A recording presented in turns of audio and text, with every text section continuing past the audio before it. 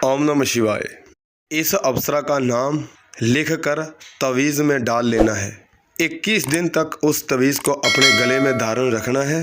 अगर आखिरी दिन उस तवीज़ को हमने खोलना है, अगर वो नाम कागज़ के ऊपर जो हमने लिखा है वो अगर गल चुका, जो गल जाएगा तो फिर अप्सरा नहीं सिद्ध होगी, कितना भी जोर लगा लीजिए।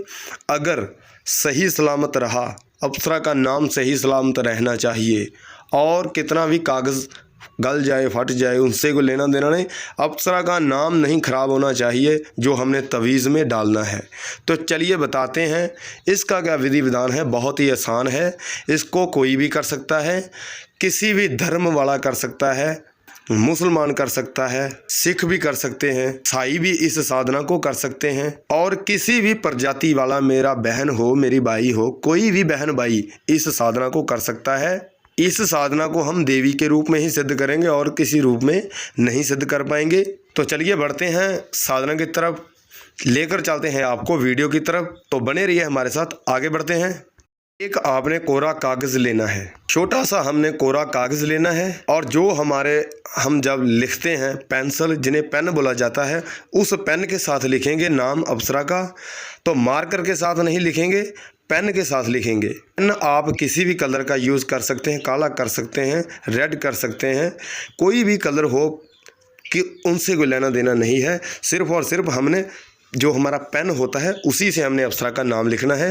तो नाम किस अप्सरा का लिखना है, कागज़ कोरा होना चाहिए, छोटा सा आपने जैसे कि तवीज़ में आ जाए उतना आपने कोरा कागज़ काट लेना है, और उनके ऊपर आपने अप्सरा का नाम लिखना है। रागनी अप्सरा का आपने नाम लिखना है। हिंदी में लिख सकते हैं, इंग्लिश में लिख सकते हैं, किसी भी भाषा में लिख सकते हैं।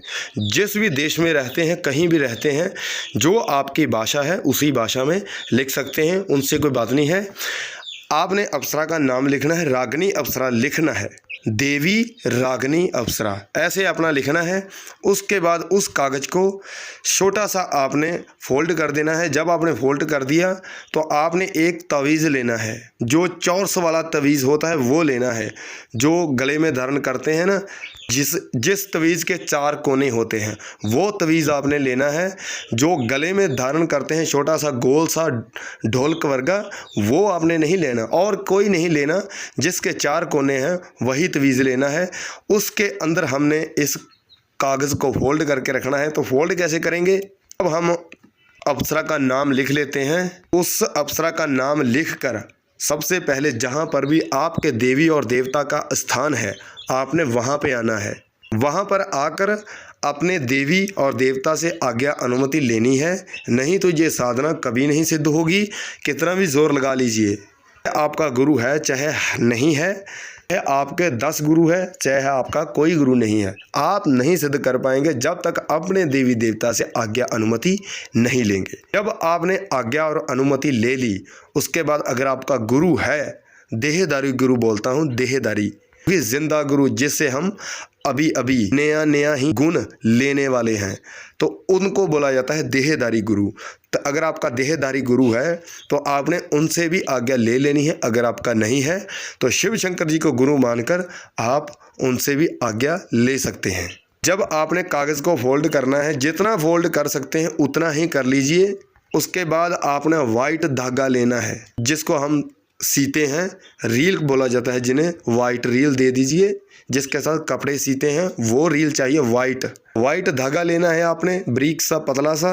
उसके बाद आपने जो कागज़ फोल्ड किया है जिसके ऊपर अप्सरा का नाम लिखा हुआ है, उसको आपने अच्छी तरह से बांध देना है। जब आपने उसको बांध दिया, उसके बाद आपने तवीज़ में डालना है। आप तवीज़ में इस अप्सरा का नाम लिखकर डालेंगे तो फिर से अपने देवी देवता से आज्ञा लेकर उसको तवीज़ में डालिए। जब गले में धारण करेंगे उस टाइम भी अपने देवी देवता से आज्ञा लेकर अपने गले में धारण कर लीजिए। सबसे पहले बता दूं, आपने किसी को भी नहीं बताना कि मैं ये साधना करने वाला हूं। साधनाएं जितनी होती है ये सभी गुप्त रखने वाली होती है, तो मेरे भाई आपने किसी को नहीं बताना। तो करना आपने ज़्यादा कुछ नहीं करना, जो हमने बता दिया है बस वही करना है। उसके बाद 21 दिन तक आपने गले में ही धारण रखना है इन्हें। नहाने के वक्त उतारना नहीं है, 21 दिन तक उतारना नहीं है, कुछ भी हो जाए। और 21 दिन तक आपने ज़्यादा नशा पता अगर करते हैं तो आपने वो भी बंद कर देना है। अगर दारू वारू पीते हैं वो भी बंद कर देनी है। किसी भी प्रकार का नशा नहीं करेंगे।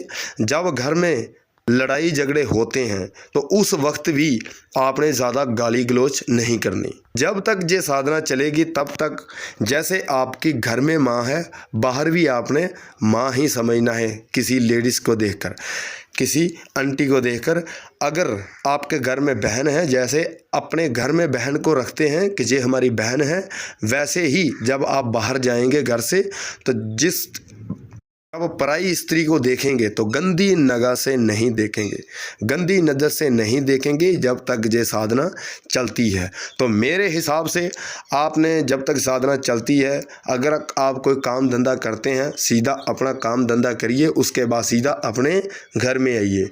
किसी के साथ ज़्यादा बातें करना अच्छा नहीं होता। आपको मालूम है, ज़्यादा अंधेरे में नहीं आना। सिर्फ़ और सिर्फ जो हमने बताया है 21 दिन तक आपने इसको ही रखना है। और उसके बाद अगर आपने एक बार इसको गले में धारण कर लिया तो आपने बीच में साधना नहीं छोड़नी। इनसे ज़्यादा आसान साधना आपको और कहीं नहीं मिलेगी। ना ही आपने कोई मंत्र जाप करना है, ना ही आपको बैठना पड़ेगा, ना ही आपको रात को कहीं जाना पड़ेगा, ना ही आपको दिन में जाना पड़ेगा। सीधा ही आपने पहले दिन ही जो करना है वही करना है। उसके बाद आपने कुछ नहीं करना है। 21 दिन तक सीधा अपना काम धंधा कीजिए, अपने घर में आइए और घर से काम धंधे पे जाइए। अगर आप शादीशुदा हैं, जहाँ आप नहीं शादीशुदा, जब तक साधना चलती है तब तक आपने चारपाई पे नहीं सोना, अपने ज़मीन पे सोना है, नीचे धरती माँ पे सोना है, जिन्हें धरती माँ बोला जाता है, मिट्टी के ऊपर सोना है, यानी कि अपने घर में सोना है। अगर आपके घर में फर्श वगैरह है तो भी कोई बात नहीं, आप फर्श पे सो सकते हैं।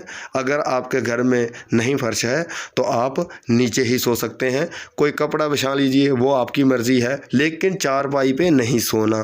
तो सोना आपने अकेले है, थोड़ा सा परिवार से दूर होकर सोना है। छोटे छोटे आपको अनुभव होंगे तो इसीलिए आपने डरना नहीं है, कुछ नहीं होगा, इसीलिए आपने अकेले में सोना है। जब आपको अनुभव होते हैं तो इनसे पता चलता है कि साधना 100% सिद्ध हो जाएगी।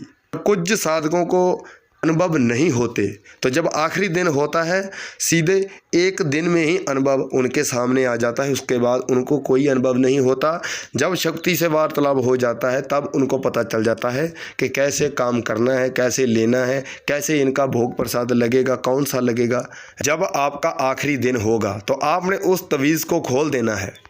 आपने उस तवीज़ को खोल दिया तो जो आपने वहाँ पर अप्सरा का नाम लिखा हुआ है जिस कोरे कागज़ के ऊपर, आपने उस कोरे कागज़ को खोलना है। अगर वो पूरा कागज़ गल चुका है, फट चुका है, सभी बेकार हो चुका है, तो फिर तो अप्सरा नहीं सिद्ध होगी। अगर चार कोने थोड़े से कले हैं, गले हैं, फटे हैं, उनसे कोई बात नहीं है। अप्सरा का नाम नहीं गला फटा होना चाहिए। अगर नहीं है तो फिर शक्ति रात को आपके सामने आएगी और आपसे वार्तालाप करेगी। आपने बिल्कुल भी डरना नहीं है। मैं बार बार आपको कहता हूँ, आपके देवी देवता का आशीर्वाद आपके साथ होता है, इसीलिए ये शक्तियाँ सिद्ध हो जाती है। जैसे हम लोग इंसान ऐसे एक दूसरे से बात करते हैं, वैसे ही ये शक्तियाँ होती है, ये भी एक दूसरे से वार्तालाप करती रहती है। इनकी भी अलग दुनिया होती है, जैसे हमारी इंसानों की दुनिया है। जब रात को शक्ति आपके सामने आती है तो आपने प्रणाम करना है, प्रणाम देवी। इतना तो वो आपसे पूछेगी ही कि मुझे किस लिए बुलाया है आपने। आपने यही कहना है कि देवी, मैं जन कल्याण की सेवा करना चाहता हूँ, लेकिन मैं अकेला नहीं कर पा रहा हूँ, इसीलिए हमने आपकी मदद ली है। हर वीडियो में आपको मैं यही कहता हूँ, 15-20 मिनट के अंदर अंदर आपने ये वचन है ले लेने हैं, उसके बाद वो वापस चले जाएगी।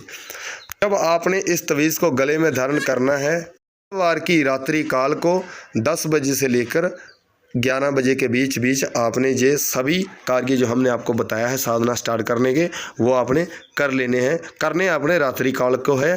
तो जब आपने तवीज़ को खोलना है आखिरी दिन में, उसको भी रात्रि काल में ही खोलना है।